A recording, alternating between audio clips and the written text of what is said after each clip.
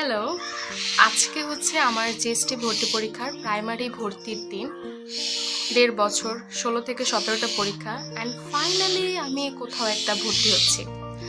আমি খুব এক্সাইটেড আজকের দিনের জন্য।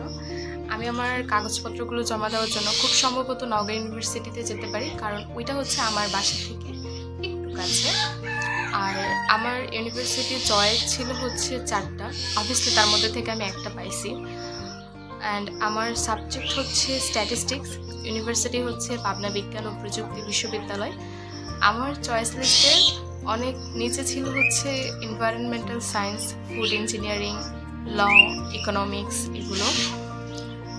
প্রথম আমি ভেবেছিলাম এই সাবজেক্টগুলো আমি উপরে দিব, বাট পরে আমি বুঝলাম যে এই সাবজেক্টগুলোর প্রতি আমার ঠিক ওই রকমভাবেও প্যাশন নেই। By the way, end of the day একটা ডিসেন্ট সাবজেক্ট, একটা ডিসেন্ট ইউনিভার্সিটি পেয়েছি এত কিছুর পরে। সব কিছুর জন্য আসলে আমি শুক্রিয়া জানাই, আর আমি আসলে অনেক খুশি, এই আর কি। সো আজকে হচ্ছে যেহেতু নওগাঁ ইউনিভার্সিটিতে যাব, তোমাদেরকে আমি দেখাতে পারি কীরকম ইউনিভার্সিটি আর পুরো প্রসেসিং।